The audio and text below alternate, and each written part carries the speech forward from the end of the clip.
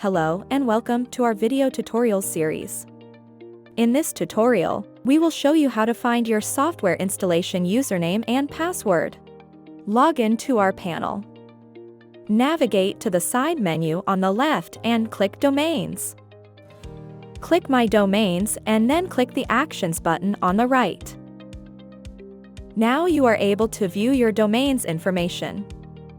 Scroll down to the Software section and click the Info button. Your software installation information box will appear. Here you can see the information about your software, for example when it was created. Additionally, you can view login information, username and password. Click on the Show Password button.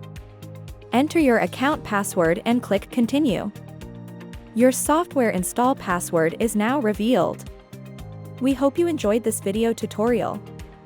If you have any questions, feel free to visit our knowledge base or simply contact our support team.